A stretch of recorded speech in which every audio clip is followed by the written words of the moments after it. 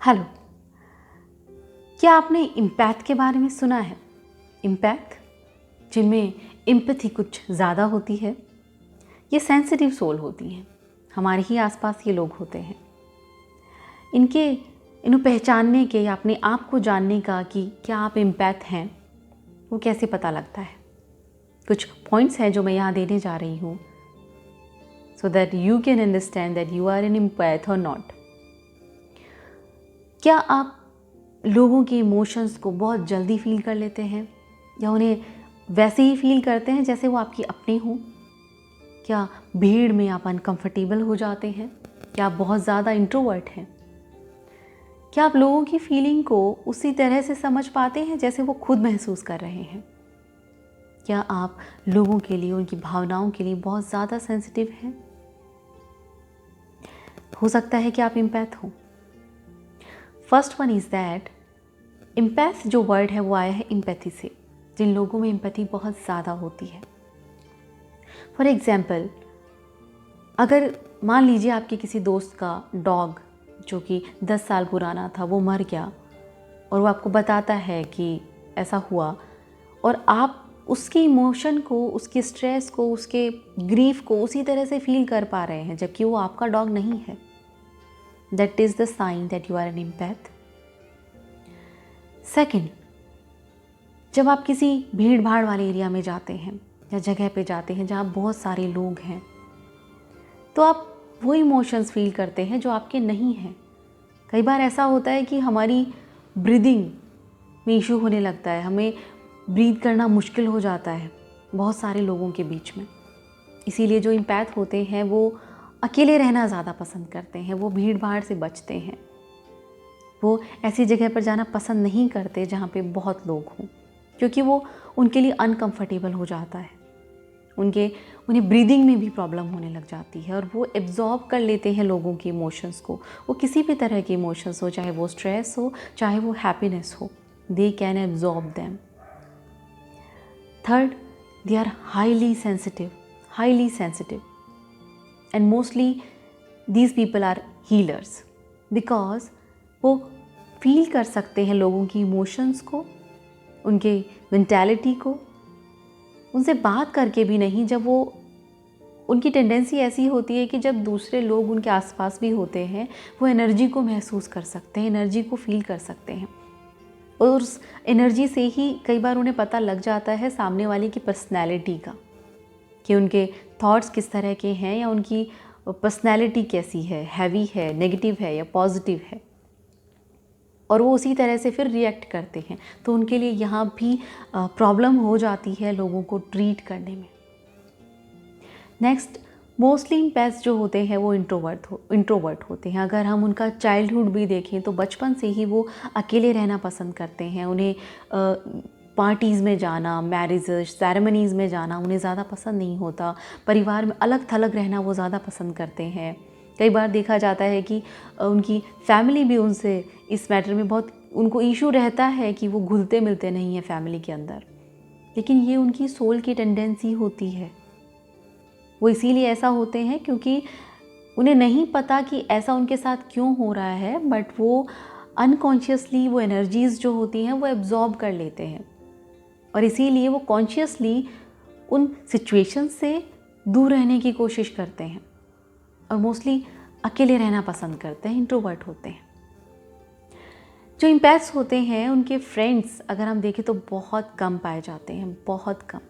ऐसे लोग मोस्टली अकेले ही रहना पसंद करते हैं। ये ज़्यादा चीज़ें शेयर दूसरों के साथ करना पसंद नहीं करते, और इनके दोस्त एक या दो या नहीं होते, बहुत कम होते हैं। इम्पैथ पर्सनैलिटी के जो लोग होते हैं इनका इंट्यूशन बहुत अच्छा होता है, इसीलिए ये मोस्टली स्पिरिचुअल वर्ल्ड में पाए जाते हैं, या कहें तो इनकी एक इमेजिनरी अपनी ही अलग दुनिया होती है, क्योंकि ये बहुत इंट्यूटिव होते हैं, हाईली इंट्यूटिव होते हैं। उसका रीज़न यही है कि ये लोगों की एनर्जीज एब्जॉर्ब कर सकते हैं, और अगर सामने कोई है बिना बात किए भी they can feel their energies, इसीलिए इंट्यूटिव होते हैं। और समटाइम बिना उनसे बात किए, बिना जाने, बिना समझे भी उनके बारे में बहुत सारी चीज़ें बता देते हैं या एक क्राइटेरिया बना लेते हैं अपने आप।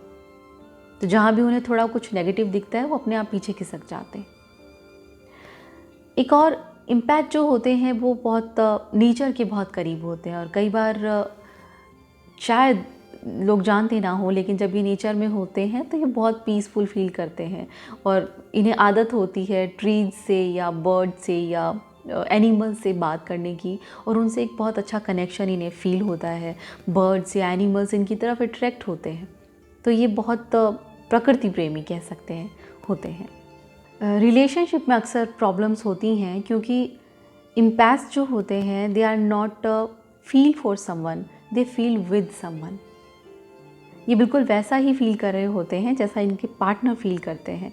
तो कहीं ना कहीं इनकी एक्सपेक्टेशंस बढ़ जाती हैं कि जिस तरह से हम समझ पा रहे हैं जो हमारा पार्टनर है या जो सामने है वो हमें उस लेवल पे या उस तरह से क्यों नहीं समझ पाता, बिना कहे हमें क्यों नहीं समझ पाता जिस तरह से हम समझते हैं। But they don't know that they are empath and they can absorb energies. Next one is that they need recharge time. उन्हें बीच बीच में टाइम चाहिए होता है ताकि वो अपनी एनर्जी को रिचार्ज कर सकें, जो भी टॉक्सिक एनर्जी है उसको रिलीज़ कर सकें, क्योंकि वो ओवरवेल्म हो जाते हैं बहुत सारी एनर्जी के मिक्सचर से। समटाइम उन्हें समझ नहीं आता कि वो क्या फ़ील कर रहे हैं, क्यों फ़ील कर रहे हैं और उसका रीज़न क्या है, और उसके लिए उन्हें अकेले रहना पड़ता है, और ये उनकी एक बहुत ज़रूरी रिक्वायरमेंट होती है ताकि वो अपने इमोशंस को समझ सकें, और जो इमोशंस या टेंडेंसीज उनकी नहीं हैं उन्हें वो रिलीज़ कर सकें। नेक्स्ट वन इज़ दैट लोग आते हैं इन्हें अपनी प्रॉब्लम्स बताने के लिए। जो इम्पैथ्स होते हैं वो अच्छे लिसनर्स होते हैं, ऑटोमेटिकली लोग उन्हें अपनी प्रॉब्लम्स शेयर करते हैं क्योंकि वो एनर्जीज़ उनकी ऐसी होती हैं, जैसा कि कहते हैं कि हम एनर्जी बींग्स हैं, वी आर स्पिरिचुअल बींग्स। तो हम अगर ना भी कहें तो एनर्जी के बेस पर हम बहुत सारी चीज़ें समझ जाते हैं। तो जो इम्पैथ्स होते हैं वो ऐसे लोगों को अपनी लाइफ में अट्रैक्ट करते हैं जो उनसे अपनी प्रॉब्लम्स ओपनली शेयर कर सकें, उन पर ट्रस्ट कर सकें। इसीलिए ये अच्छे साइकोलॉजिस्ट भी होते हैं। इस फील्ड में इम्पैथ्स बहुत अच्छा कर सकते हैं क्योंकि इनकी फीलिंग्स प्योर होती हैं और ये बहुत सेंसिटिव होते हैं और ईजीली लोगों की फीलिंग्स को समझ सकते हैं, अंडरस्टैंड कर सकते हैं। इम्पैक्ट पर्सनैलिटी के लोगों को कॉन्फ्लिक्ट पसंद नहीं होते, डिबेट्स पसंद नहीं होते। ये उन जगह से दूर जाना पसंद करते हैं या चुपके से वहाँ से निकल जाते हैं जहाँ पे कॉन्फ्लिक्ट हो।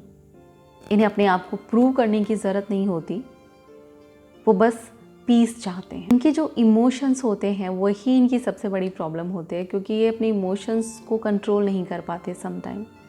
जब तक इन्हें अपने बारे में पता नहीं होता, अपनी पर्सनैलिटी के बारे में नहीं पता होता, ये ओवरवेल्म हो जाते हैं और नहीं समझ पाते कि कौन सा इमोशन मेरा है या कौन सा इमोशन मैंने एब्जॉर्ब किया है जो बाहर से आया है। और इसी वजह से मोस्टली ये लोग एंजाइटी के शिकार होते हैं क्योंकि बहुत से फियर ऐसे एब्जॉर्ब कर लेते हैं जो इनके नहीं हैं।